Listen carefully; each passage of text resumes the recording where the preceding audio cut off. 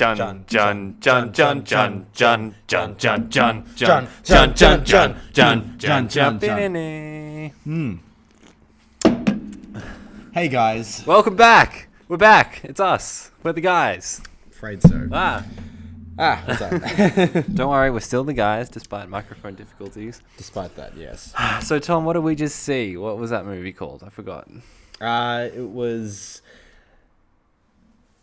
Mishy Wishy Fishy. Mishy Wishy, as the layman's call it. As Mission Impossible Fallout. We just saw it a week after everyone else did, because that's when movies come to Australia, where we live, where we drink beer. That's what we do. It's sort of like if they came up with like plain packaging laws for beer, and it was just like everything's beer. Everything is just I don't mind it. It's good. You know what you're getting. You know what you're getting. Exactly. Which is kind of like the Mission Impossible franchise, because totally unintentional segue, by the way, but you just know what you're getting. You know you're gonna have a good time when you go into these movies. Let's talk about expectations. What were you expecting from the newest entry in the franchise? My expectations Mission Impossible. They were high. I like the Mission Impossible franchise. It's one of the longer running franchises that I think has still managed to keep it interesting and keep it fresh and consistent. It has, because I think it has that. No matter what, it takes filmmaking seriously, and action filmmaking especially. And at this point, I'm sort of convinced that Tom Cruise is kind of using it as a vessel for suicide. Now, hear me out on this. Okay, I think that he just wants to die, and he's just like, I'll just do a bunch of wacky stunts, and eventually one of them will kill me. And that's kind of... If it's in the name of good content, then I'm happy. Hell yeah, I'm down with it. So in terms of my expectations, I was relatively the same. Mission Impossible is a solid franchise for me. Yeah. Because I'm always pretty still that I'm gonna have a good time. The reviews kind of put me a bit higher than usual. Because some critics there were some critics calling it the greatest action movie of all time. I don't think it quite hits those heights. I don't think that's selling the film short at all, though. The stunts in it are worthy of gushing, I would say. They're gush-worthy. They're gush-worthy, yes. They're gush-worthy. Gush-worthy. Gush-worthy. But coming back to the expectations, I mean, this franchise is now, 22 years old? I think the first one came out in 1996. That's almost as old as me. Pretty much, yeah. Yeah. Wow. So, and I like that it's still, after all these years, it manages to stick out amongst all these other action films. It really does. It has this kind of style to it that's... Yeah. I can't really put a finger... It's got like a sort of retro kind of... maybe it's because of nostalgia for the Mission Impossible franchise, but it seems to have some sort of retro vibe to it that... Whereas every other action movie is just having explosions everywhere. Yeah. It's kind of like keeping it a bit low key. Of course, yeah. I think it's two things. Bear in mind, I haven't actually watched the TV show, any of it. It's a TV show? Yeah, that's what it's based on. It was a TV show, I think, I don't know when it was made, but... How is Tom Cruise in that? He's just very good at... He's timeless. The facial masks that they use. They're real. They really got around the face mask in this one. Wow. They did. But yeah, I think that the two things that really make this franchise stand out amongst all the other... TC, obviously. Tom Cruise. Well... Dude, did you think it was rude when everyone started shushing me when I started chanting his name each time that I did that in the cinema? Yeah. Yeah. I'm glad you're on my team with that one. If you don't chant Tom Cruise's name when you're watching Mission Impossible, you're watching it wrong. All right, go on with what you're saying. What was I saying? The two things, yeah. Okay, the first thing is that I was saying this in the car with Aaron. Who's Aaron? Aaron is the third man that we saw this film with. We saw the movie with another man. We did. There were three men. Yeah. Aaron liked the film, so he's... Cheers to Aaron. Cheers to Aaron. So, yeah, I was saying to him, these, even though they're kind of sold as action films and there is action in them, they're more heist films, I would say. It's always... Because at this point now, they've established a formula with... They set up the impossible mission and then go through it with things going wrong, and that's one of the staples of the series, I think, is that sort of tension and in dealing with espionage as well. It's not straight bang, Yeah, bang, it's not bang. straight action. That's what I like about it as well, because it has those espionage elements. There was one thing that there was a moment in the film where I was really thinking that shone. Do you know what I'm talking about? Maybe you can think about what I'm talking about.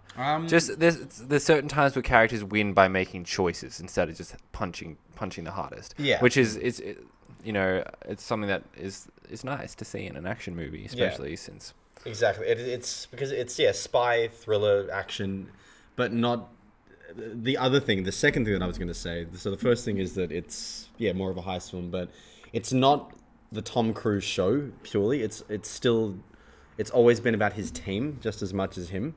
He can't do the mission without a team. Even though he's doing all these stunts and stuff, he still actually has to rely on other people, as opposed to something like James Bond, who is very much Lone wolf. Yeah. A solo dog.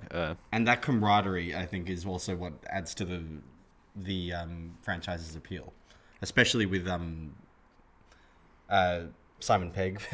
Simon Pegg. Bless him. No Jeremy Renner this time. It's his second big blockbuster that he could have been in, but is sitting out because he's got important Jeremy Renner stuff to do. Needed to be in tag. Yeah. So I guess the actor who kind of takes his role in this is I keep wanting to call him Army Hammer, because there's a scene in the trailer where she says, "You use a scalpel, I use a hammer." And I'm like, it's funny because he said that, and the actor's Army Hammer. Then I'm like, wait, no, it's not. It's... Wait, but you realize him and Army Hammer were in The Man from U.N.C.L.E. as well. Yeah, oh, maybe that's what's happening. I don't know. It's Henry Cavill. Henry Cavill with the franchise-destroying mustache that shines beautifully. It really does. You just knowing the pain that went through that just makes it all the more worthwhile. Yeah, I think he's a worthy addition. I'm glad that they took the route of making this moustache real instead of putting a fake one on. And it's always better with a real moustache. You just believe it more. Yeah, it's better. Exactly. It's a thing of beauty. It is. As he is. As he is. Yeah. But anyway, I think we should probably just general thoughts with this film compared to the others. Sure. I really did enjoy this. I'd say it's either... But thinking about where it sort of like lines up in the whole franchise, I'd say it's either it's first or second favorite between that and the fourth, Ghost Protocol. Okay, well, this is the sixth. What's the fifth one? Rogue Nation. Okay, well, I remember nothing about any of them, so I can't really... I don't know why. It seems like everyone else remembers them. I don't remember them. I don't know if that's something to say about the movies or just how I treat them, because I just go in to be entertained for a couple of hours. Yeah, I remember a Dubai scene in a big tower. That's the fourth one. That's the fourth one. Yeah. All right. That's the one Brad Bird directed. And I remember the scene with the guy with the small lips, and Lane banging on as the gas goes. I don't know, man. I understand, because the films do follow a structure in terms of they're always usually in the last sort of three films have had him having to go against his cell, the IMF or whatever. Yeah, having to go against his division. And they have been rather, I guess, sequential. Like it's hard to sort of. I wouldn't blame people if they aren't totally invested in this world, because there is an episodic feel to it. But for me though, I feel like you're invested in the people that they focus on. Well, yes and no, because as someone who...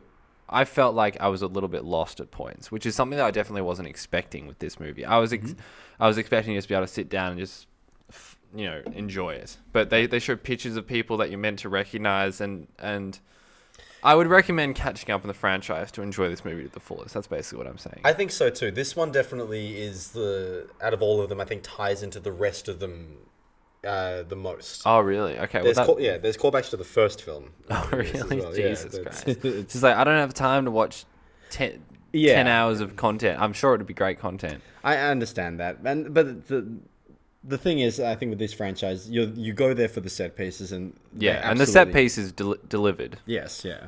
It is it's very exhilarating and varied. I really like how it's not just you have everything that is that is presented is executed very Well, with a sleekness. Yeah, yeah, it's sleek. there's always like movement. It's very fluid, the movement, and yeah, you get this as a huge variety of scenes from like you get some really cool gunfights. You get a lot of great chase scenes. You get some very tense scenes with heists. You get this really cool skydiving sequence.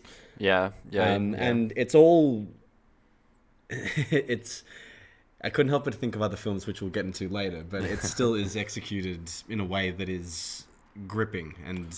Yeah, all the action is executed really well, and they clearly understand that's the core of the franchise. So they know they have to do it well, and Tom Cruise respects the art of action, I would say. Yeah. So it really pays off in that regard. And all the set pieces are very nice. There's one gunfight that's like in a basement that is kind of a bit like, it feels a bit Bourne Supremacy-ish, and the fact that you can't really tell what's going on, but it was brief, and thankfully I was gearing up for it to be the big major fight, and I was like, ugh, but then they got past it pretty quickly. Oh, So really? I allowed that. Yeah, That's fair enough. Did you watch any of the trailers for this? I think I watched one of them once at a screening or something. I never looked it up or anything like that. Yeah. I definitely think that like the trailers for this movie I think were quite good in terms of selling the Actually, movie. you know what? I did watch the trailers because we were talking about the bathroom scene in the trailer. Oh right, yeah. Yeah, so I have seen that, and Yeah. I do think that they gave a good sense of the movie without giving away too much, which is good. Of course, yeah. Because like those trailers definitely set me up to expect that the showcase, which is what ends up happening, is that helicopter fight. Oh, okay. So yeah, and I get what you mean. The gunfight is one of the less remarkable sequences compared to what else happens. Well, yeah. Yeah, it was fine though. I think that's definitely more of a character moment more than anything, with potentially with who gets out of that particular. Like I There's some good human moments as well. Yeah. With Ethan humanizing him and stuff. Yeah, Because you know, when Tom Cruise in a movie, you kind of have to remind people that he's a human, because he has that sense of being a bit like, how you going? he's a bit there. Like I like Tom Cruise in these films. Like you can see his love for this franchise, Yeah. and he just is so dedicated to presenting a enjoyable experience for anyone. For anyone. Well, yeah, For anyone. because like these films have humor as well, which I really really respect. Which can sort of Not much humor. not a lot, but I mean it's there. This definitely feels more personal.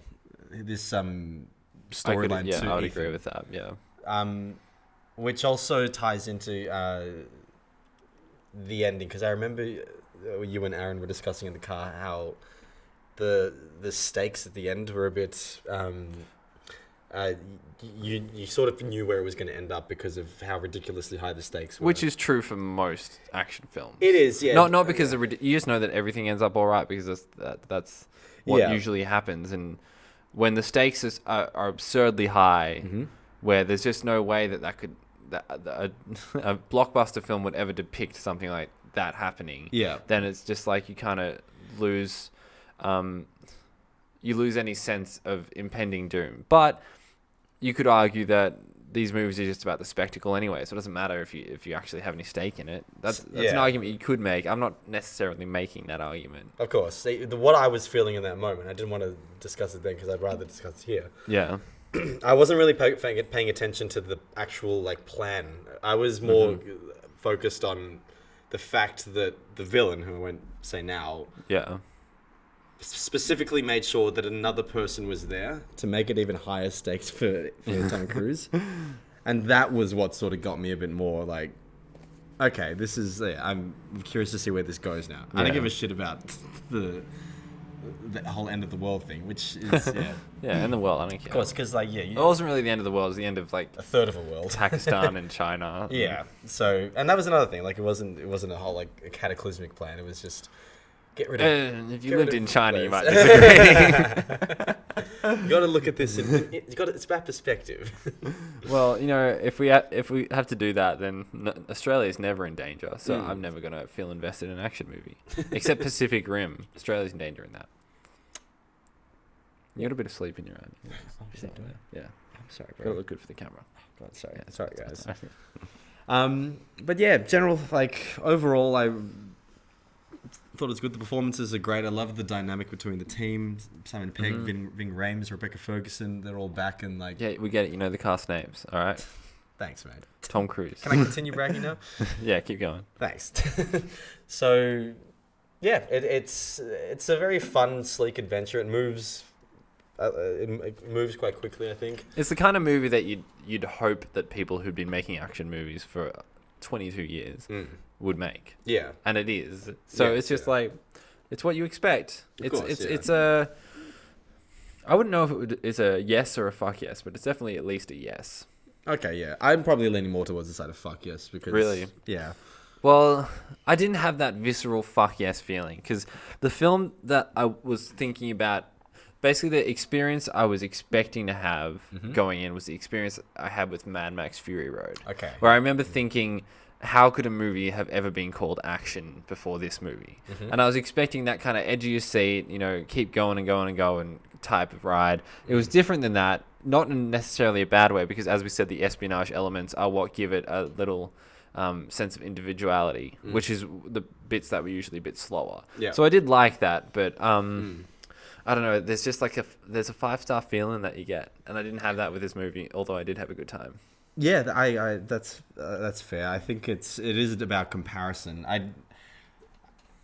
I can understand why some people have been calling it one of the greatest action films ever made. The action in it is very great, but I think with me why I couldn't bring it up to that level is just because my expectations are within the confines of the franchise.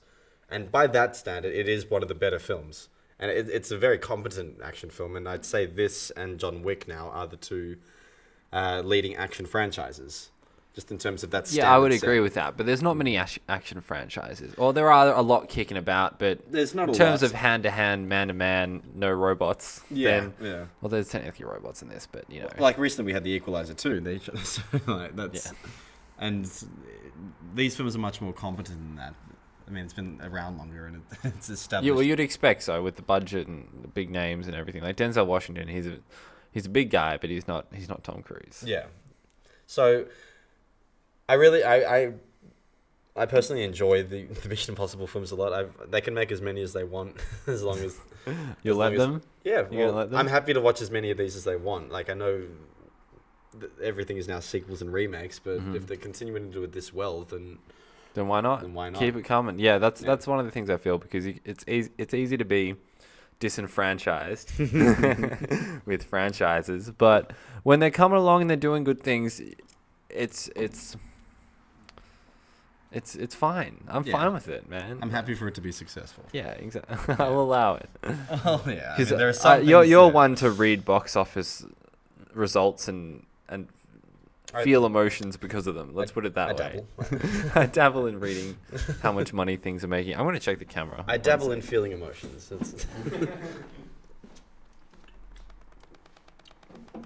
had this really bad feeling that I didn't press record on the camera.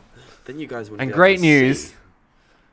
I did press record. Oh, good. Okay. It's not. So they've been hearing us the entire time. They have, unfortunately. All the things we've been saying. It's been a while since we've done a podcast. Hey. Yeah, we missed out on a couple. We missed out on Ant-Man. What was I was in Japan for one of them. Solo? Yeah, Solo. Yeah, Solo. So you had to watch that solo. Yeah, no, I watched it with a couple of boys. With a couple of boys. Yeah. That's the best way to do it. I mean, you guys, let's not talk about that. We don't need to talk about Solo right now. Let's talk more about Mission Impossible. You want to get into spoilers, shall we? Yeah, sure. So if you're listening, and we've been trying to stray away from spoilers to now, but now we just don't give a fucking goddamn shit. Yes. Okay. 3, 2, 1. Spoilers. Dumbledore dies. Okay, so what is there to spoil in this film? So the whole thing about we don't have to seek out spoilers. I just mean we have discussions about them. For example, Henry Cavill's character is quite obviously not playing for the same team. Yes, because the whole film. I mean, the trailer's set up that they're gonna go against each other, but you don't exactly know why. And then for like the first half of the film, he's working with Ethan and his team. But like working with, but against in a kind of that he's sort of like untrustworthy, and then there's that sort of there's that pivotal scene where they leave him alone, and like there's a whole like. Gotcha. And he just expositions the whole way out of it. He's like, the plan was simple. The plan was going to be that you did this and I did this, and I don't know why I'm telling you this. It's almost like this is convenient for the plot to move. That gave me a little bit of an irk, but when they twisted it around, because he goes in and he reveals that he's a bad guy. You're like, oh shit, he's the bad guy. Like I already was like, he's a bad guy. Yeah. But once it was confirmed, I was interested. And then he started being all exposition heavy and kind of not talking like a real bad guy would talk. Yeah. And I was like, And then they did the switch around where he was wearing the mask, and I was like, oh, okay. I don't know why, but that fixes it for me. Look, it's subverting expectations. They tricked me again. Yeah, I enjoyed that a lot. That's just a quick note on exposition with this. I was saying in the car, like, because exposition usually really annoys me. We saw a little movie called Crazy Rich Asians yesterday, which we can't talk about because it's we're actually embargoed. We can't legally. We can't speak about it. We can't. But that handled exposition in a certain way. No, redacted. In a certain way, I'll say that. It certainly did. Yes. Wow. But that was definitely a movie. It definitely was. Compare it to Mission Impossible, I would have to say that they're both movies. Yeah, I'd have to say that Mission Impossible is probably funnier. Funnier. Yeah. Does that count as reviewing? I'm new to being embargoed. I never thought we'd be comparing Crazy Rich Asians to Mission Impossible 6. So. And yet here we are. Yes. In hell. But anyway, so exposition usually annoys me. It's usually very lazy. You could tell your story in a much more interesting way. Maybe use the camera or so. Well, it's not necessarily that exposition itself is annoying. It's bad exposition. Yes. It's exposition that's right there. That's right in front of you. And the characters aren't talking to the characters anymore, and they're talking to the audience. They're saying things humans wouldn't say. Yeah. Yeah. With the Mission Impossible franchise, though, it's always there. But since it's a heist film, it needs that. You need to know what the plan is. And what the franchise then does with that is lays out the plan, and then of course something goes wrong, so they have to improvise, and that's where most of the tension comes from in each heist, because a heist film sort of requires tension in order for there to be any interest. They have to struggle to get it, and it has to live up to the name of actually setting up an impossible mission, which it does, which it really does. So I'm like that. So I look forward to the exposition in this because I'm like, so it's not going to be this way. You're going to subvert my expectations in some way. So, well, what would you class as the exposition in this movie? The initial, he gets drive. Whenever they're playing the opening scene when he gets the tape. Yeah. That's a staple of the series now. So it's a staple. Yeah. Of the series. I loved it. I loved the whole opening of this. This movie from start to when the credits appear. Finish. Yeah. It's called Finish. To the opening credits. Okay. It was a good sort of Infinity War reference. Yeah. What? He fades away in that opening scene where they're getting married or some shit. Oh, I thought of Infinity War. I don't know. It's a little bit. But it was a very nice, just prologue to the film. It's when are they? Because that's something I actually look for in films now. Is how do you reveal your opening title? Do you just show it? Do you have what do you choose to show before? Considering it important to know what the title of the film is. Mm-hmm. And it's a little thing, but when done right, What did you think of the opening credits? Because they have clips from the movie. It's kind of a weird. It's temporal anomaly. I didn't think too much of it. It did make me want to sort of go back and see what the previous ones were. What do you mean? The previous films, how they handled their credits, because it's in every single one. That theme it's great. But I wasn't too bothered by the fact that they showed some stuff. I think the only scene that I was definitely oh wow was the character of the girl. What was her name? The broker. Has she got Yeah, the knife out of her? Queen. Yeah. which was also another surprise because that character is the daughter of Max in the first Mission Impossible. I don't know if She's you the remember White that. Widow. That's what the character's name is. The White Widow, yeah. She's I don't know who Max is, so that's Yeah, a tidbit. she's- That character has crazy eyes though, for sure. Like crazy eyes. she's cutie. She's a cutie. She was good in the movie. She's like Yeah, it's sort of a like, it's a good subversion of Ethan Hunt's like, I'm going to protect you, and then she's like, I have a knife and I'm going to stab this dude, and feminism. She was good. Her voice and her like the way she spoke, the mannerisms, exactly like Max in the first film. Oh really? Well, Yeah. So God damn, I wish I'd watched all these. When was the last time you saw Mission Impossible 1? About probably a year ago, I'd say. Really? Yeah. That recently? Yeah. Damn. Okay. I mean, they're good. They're good. Where's my films. invite? It's, Do I you mean, wanna come? the first one's solid. I think. What do you it's think's the best one? Either this or Ghost Protocol. I'd say. Okay. I think Ghost Protocol is. That's the one that introduces Jeremy Renner. Yep. It's the one that's in Dubai. Dubai. Or Abu Dhabi. It's one of the. It's Dubai. It's Dubai. It's sandy. the Burj Khalifa. That's what they. Or Tatooine. Yeah. Sure. One of the sandy places, you know. Yeah. So Ghost Protocol, I'd say is probably the best paced. Although this one, I think it moves really. This one's long. This one probably has better set pieces. Yes, as I think well. this has the best set pieces. That helicopter fight is incredible. I really enjoyed that. Yeah, it's just brutal, visceral. You know what I was thinking about? This is completely unrelated. Well, not completely. It's in the same movie. Go But in the Halo jump scene, which is my second favorite Halo. Halo stands for high altitude, low opening, which is that kind of jump. Obviously, I'm a bit of a, I know lots about. Which one are we talking about? The Halo jump. Right. The scene where they jump into lightning, which is stupid. Yeah. Okay. They establish Henry Cavill doesn't have his oxygen tank on when he's in the plane, and his thing is fogged up. And that establishes that when you don't have oxygen, your thing fogs up. So that when he later loses oxygen, the audience knows, oh, he doesn't have oxygen because his thing's fogged up. And also, he got struck by lightning, which confirmed Tom Cruise can handle it. Henry Cavill cannot.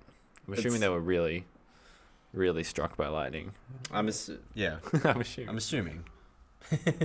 Great sequence though. Really well shot. The lightning kind of was like, oh, this is almost too cinematic. Like, it's the point where being cinematic goes too far, but it's very cool. But not as cool as a Halo scene in Godzilla, because that was tight as hell. You have to watch Godzilla. I haven't seen. Yeah. Well, you just have to watch that scene. It's very cool. You think it's better in Godzilla? Do you?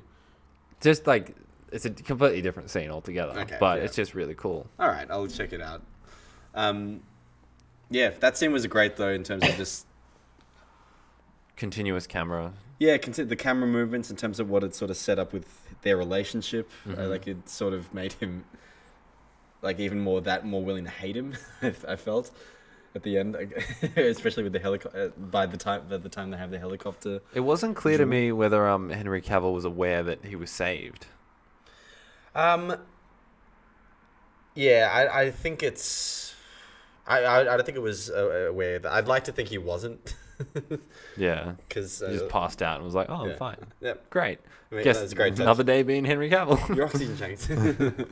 Great little touch. Yeah, and then like, because immediately after that they go to the club, and it was at that point I'm just like, I'm having a good time with these films once again. I love those films that like go to different locations because there was it's similar to the fifth one, the one before this.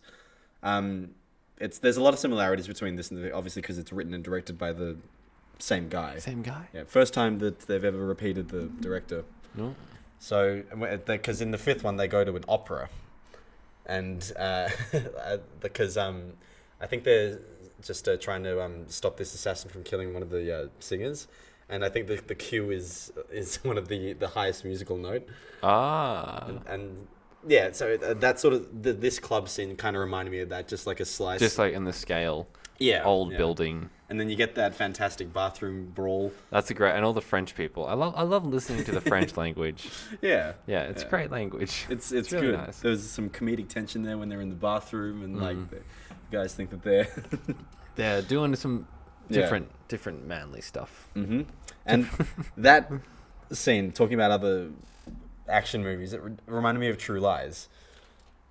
Have you seen it? I don't know. Like, let's just say no. Okay. So I remember one scene where Jamie Lee Curtis is. The scene that everyone remembers. Yeah. So I think I have seen that movie, but yeah, spotty memory of that one. Yeah. Well, basically, there's another bathroom, sort of like. Ah. It's not a brawl; it's more of a shootout, but it's. Oh.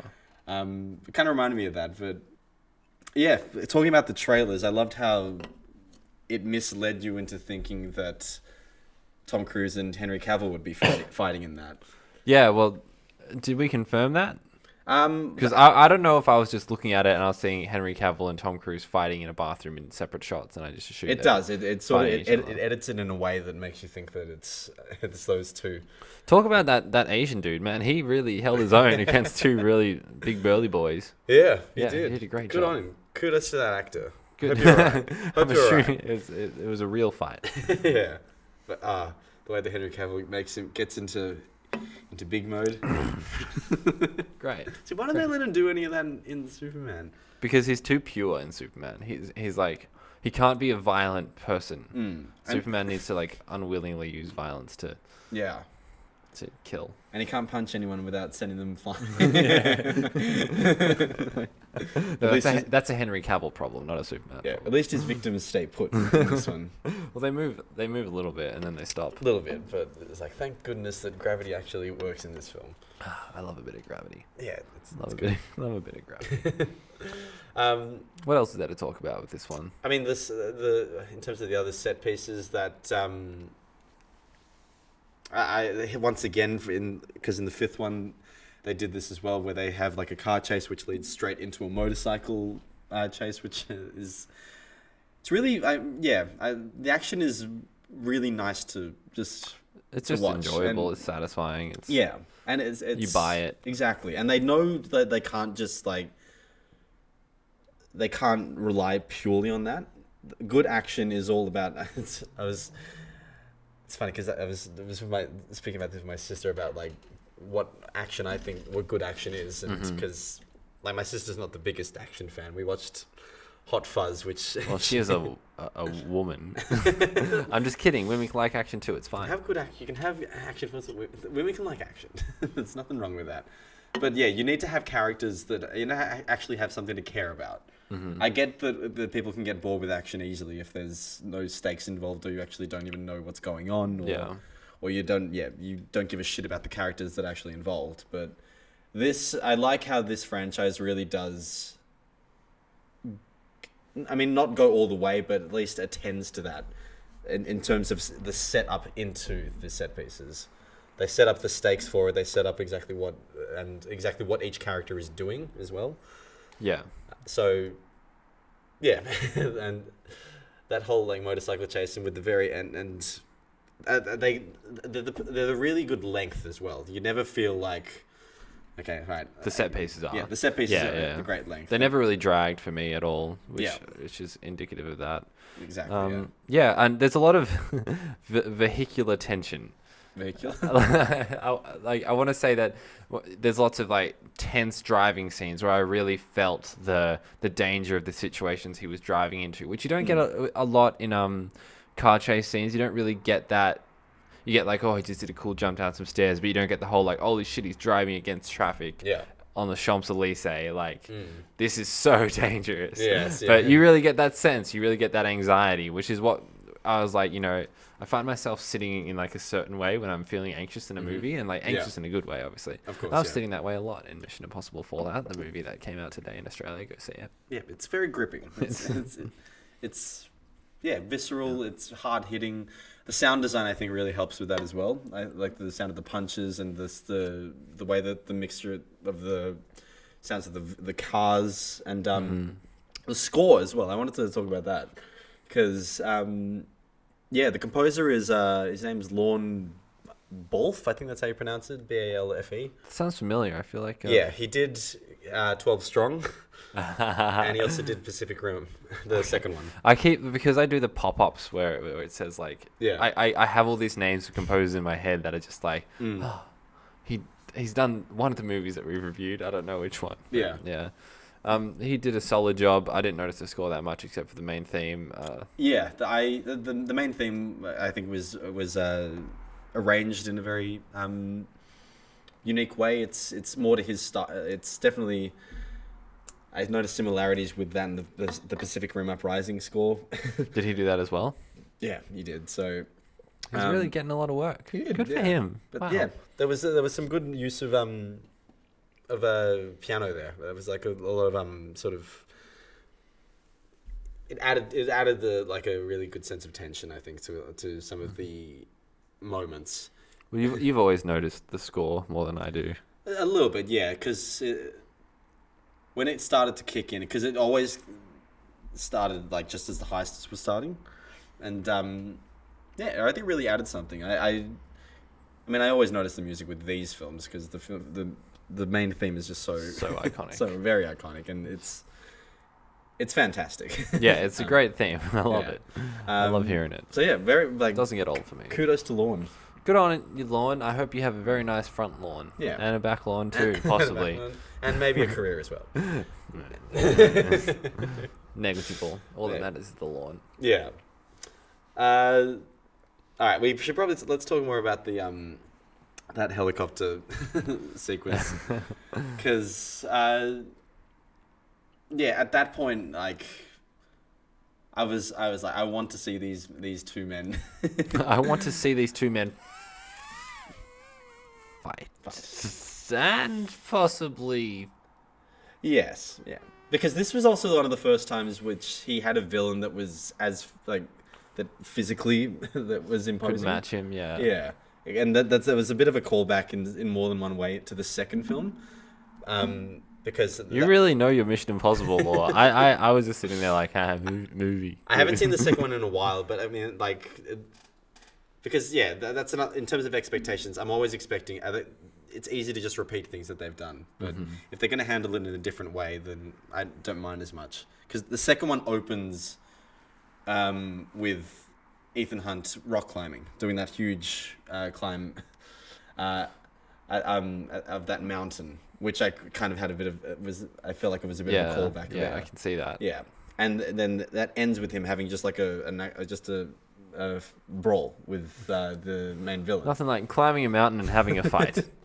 Yeah, I mean, and like you noticed as well, like I definitely felt that they were Uncharted. Yeah, if anyone's played Uncharted 2 and the train sequence, the very opening of the Uncharted 2 is kind of straight out the gates. Yeah, Mission Impossible Fallout finished on what Uncharted 2 started with, so you can tell that game is balls to the wall. Balls to the wall. Balls at the wall. Yeah. It really is. Yeah, because a train is far more impressive than a helicopter. I mean, let's not get into the train versus helicopter debate. we could be here all night. It was. It was. What is it? What are you talking about, bro? I don't know. Bro, you've had one too many beers. Yeah.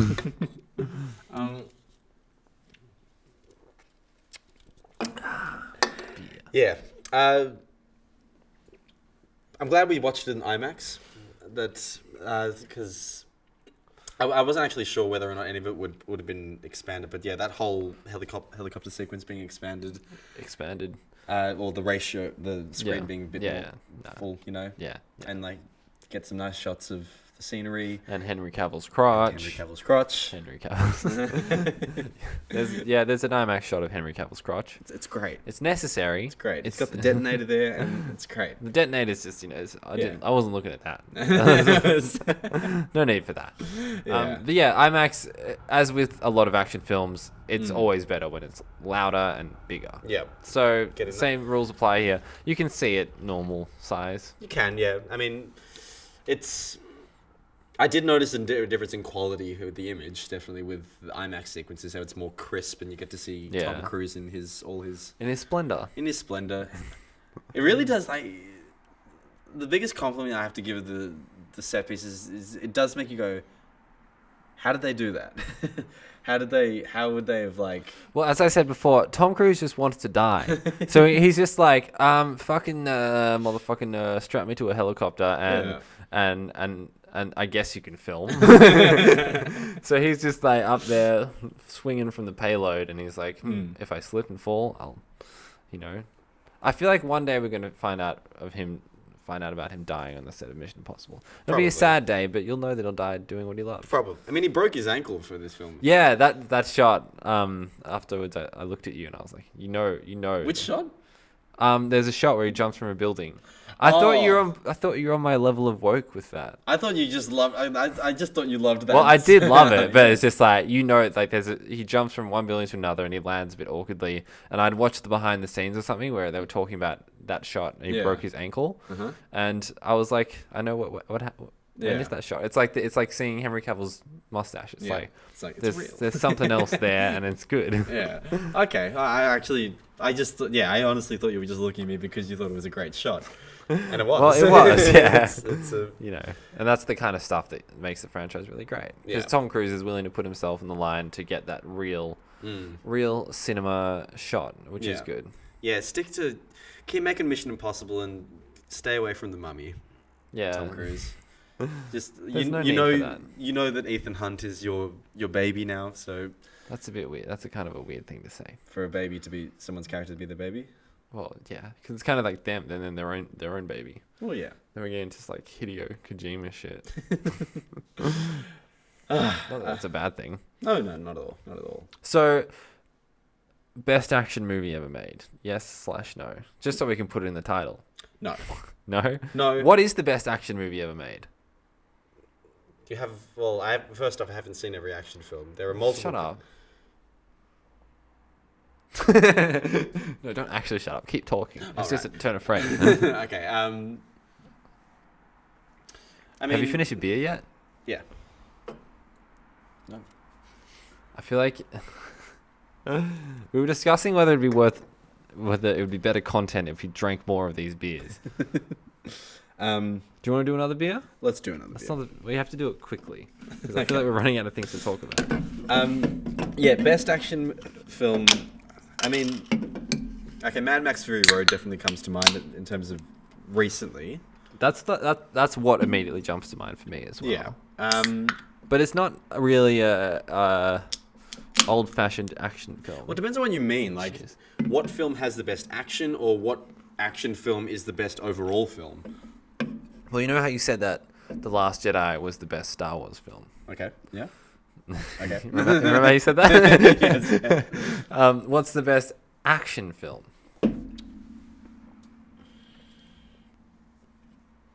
I can see why it's a difficult question because there's action in a film and there's an action film. Yeah. But when someone says, "I want an action movie," what do you tell them to watch? Mad Max Fury Road. Really? I'd tell them that just because. I guess the only thing that would stop me from telling people that is that it's a bit like there's a bit of weirdness to it. Yeah. It's a bit maybe not for the weak of heart, but yeah, it's balls to the wall. It is.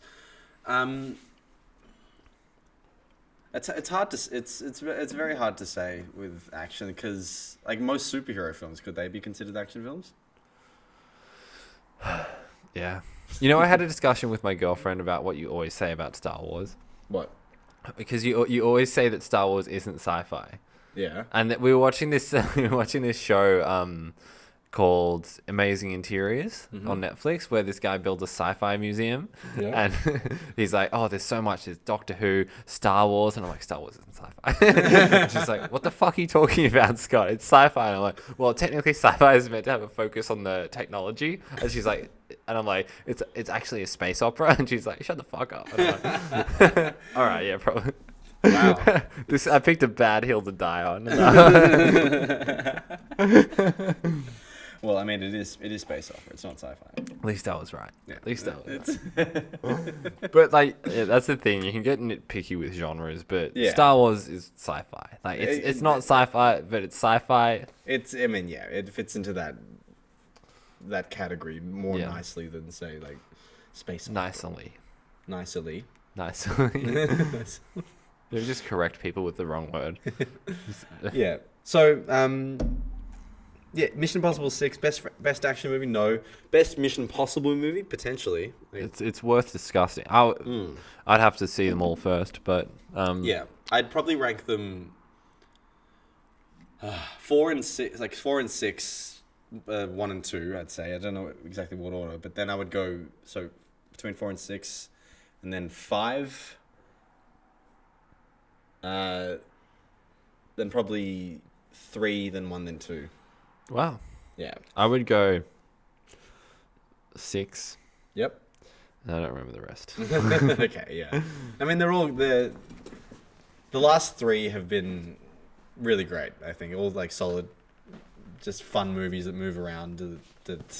Movies that move. It's really what you want from a movie. It needs to move. It's like with these spy films, you want to be seeing like interesting locations, and it always gives you that. Yeah.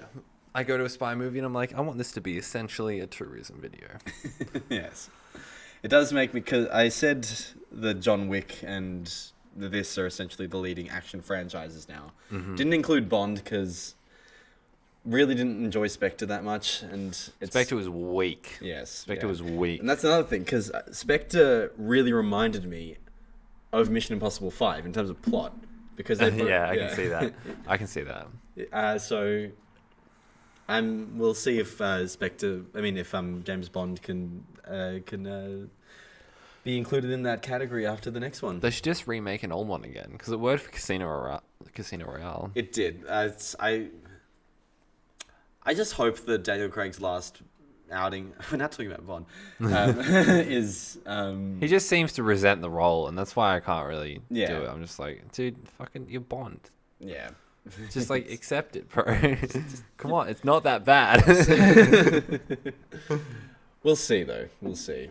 But as for this Mission Impossible franchise, still going strong. Still going strong. Make another 9 or so if you want. If you want, Tom Cruise, you're not going to die. He's never. You can't die. Yeah. Nah, but good on you, Tom Cruise. You're still delivering quality content for the masses. Yeah, Tom Cruise. So, worth watch consensus on that one. Check it out. If you're an action movie fan, you'll definitely enjoy it. Mm-hmm. I mean, you probably already checked it out. We're kind of we're a bit late on this. Fuck you, whoever released this, for both not releasing it in Australia until a week later, and also not giving us the most important movie channel on YouTube a screening pass. We didn't get invited to a screening. Like, what the? Don't worry. Haven't they? We hit like 700 subs. Nearly. No, well, we did. Yeah, we did. Okay, well, yeah. That's what I'm talking about. Like, I don't think anyone. I see why you're so outraged now. No one else in the movie YouTube community has more than that, I'm pretty sure. Well, we have the most. We have the most. We've and as I finished. said, we're the only movie podcast on YouTube. Yeah, so, but don't worry. Hopefully we'll get Paramount so that we can see Bumblebee. Cause I can't wait for that one. Can't wait. I'm gonna review the hell out of that film. That sounds like a threat. No, it's a good thing. Do you want to know how long this podcast has been? No. It's like 50 minutes. Okay. Wow. I think it was because of the beers. Well, I mean, we spoke about it. We definitely spoke about the We film. definitely spake about the film. Yeah. Do you want to finish the beer for content? Sure. Really? All of it. All of it? All of these beers. No, just these two. Sure. Right. To Mission Impossible Fallout. All right. I'm probably going to fall out after this.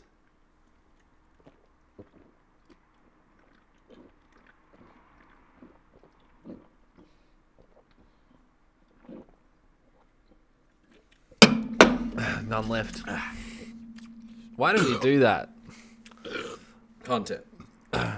All right. We've been worth a watch. You've been the viewers. We're the guys. Check us out. Review for Mission Impossible coming out soon. We're the guys. Yeah. And stay tuned. Wait, did I say that we were the guys?